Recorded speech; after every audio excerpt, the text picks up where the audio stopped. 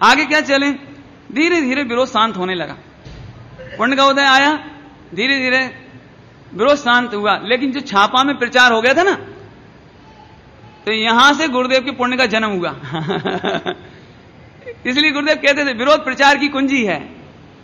वैसे यदि छापा में नहीं छपता परिवर्तन के समय, अखबारों में परिचयबाजी नहीं होती, भाषणबाजी नहीं होती, नेतागिरी नहीं होती, तो कोई को मालूम ही नहीं पड़ता कि हम कहां हैं। कोई को मालूम ही नहीं पड़ता। अब हम चुपचाप अकेले रह जाते। कोई तो कल्पना ही नहीं कर सकता था ना। वहां स्टार ऑफ इंडिया तो एक इंटीरियर है ना, सोनगढ़ से भी थोड़ा हटके, तो वहां आता कौन?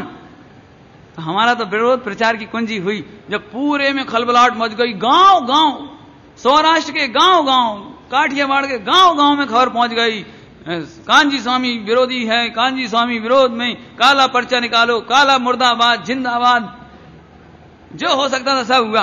तो अब लोगों की एक ही जिज्ञासा थी कि अब आगे क्या होता है। ये जिज्ञासा कि आगे क्या होता है। अब कोई समाचार नहीं, एक दिन समाचार नहीं, 2 दिन समाचार नहीं, 1 महीना समाचार नहीं। आखिरकार लोगों की बेसब्री होने लगी। तो लोग जो व्यापार करने के लिए भावनगर जाते थे, तो गाड़ी में से ढूक कर, ढूक समझते ढूकना, झांक झांक कर देखें, ये सोनगढ़, ये यहीं कहीं रहते हो, यहीं कहीं।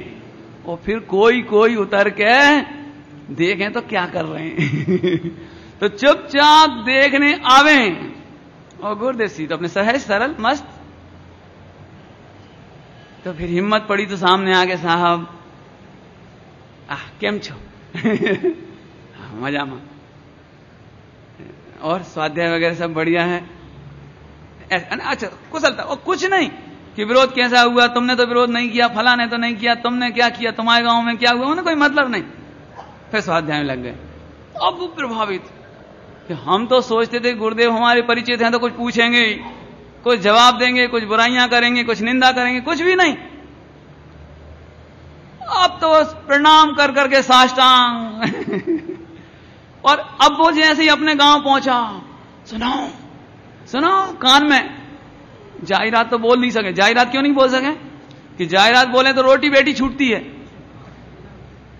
तकलीफ हो। व्यापार धंधा, तुम विरोधी, तुम मिलके आए, निकाल दो इन्हें पंचायत में से। तो बहुत तकलीफ थी। लेकिन कानों कान सुनो, हम भावनगर जाते समय रास्ते में गुरुदेव को मिलके आए हैं। क्या कर रहे थे, क्या हुआ? दुखी होंगे, रो रहे होंगे, ऐसा होगा। हाँ मैं तो मैंने ये उस समय का माहौल। और अब 2-2, 4-4 को जिज्ञासा बढ़ते बढ़ते गांव गांव से जिज्ञासा फैलते फैलते आने लगे। लेकिन सबसे पहले आने का सौभाग्य रायचंद भाई गांधी बोटाद वालों को रहा। सबसे पहले गांव में उन्होंने अनाउंस किया, घोषणा कर दी, सारे विरोध के बाद भी।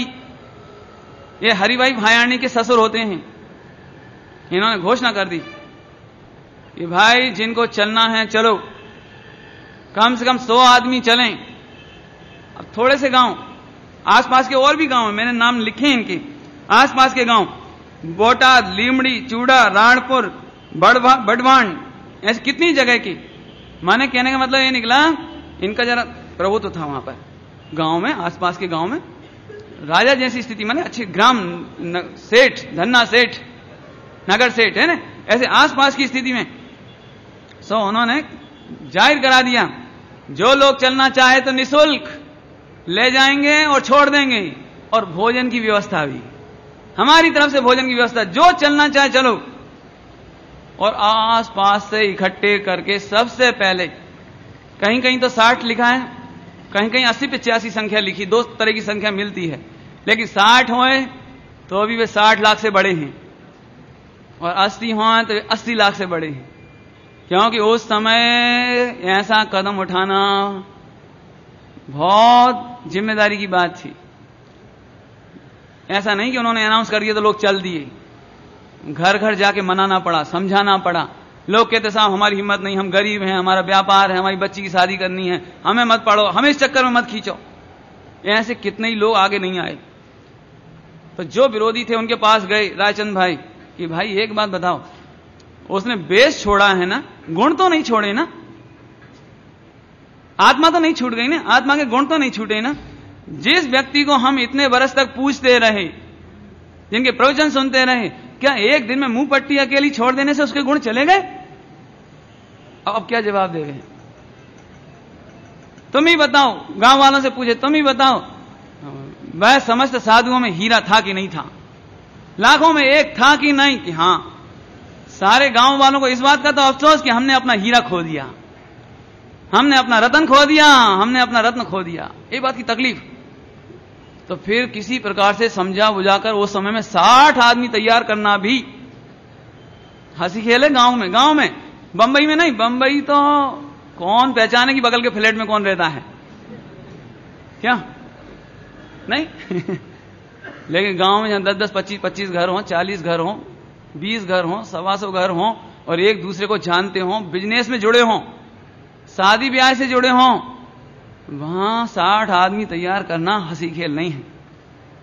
सबसे पहले लेकर गुरुदेव के पास आए, भोजन की व्यवस्था, आने जाने की व्यवस्था लेकर आए, और गुरुदेव श्री के प्रणाम किया कि गुरुदेव श्री, हमसे घनी भूल थई गई, हमने आपकी कीमत नहीं करी, हमने आपका साथ नहीं दिया, लेकिन आज से हम आपके हैं, आपके चरणों में लौट जाते हैं हम। अब हमारे से आप कभी भी उपेक्षा का शिकार नहीं होंगे, हम आपकी उपेक्षा करके जी नहीं सकते, समर्पित। और यहीं से धीरे धीरे गजब हो गया कि पहली बार थानक, अभी देखो कौन से महीने में परिवर्तन हुआ था? चेत में ना, चेत में।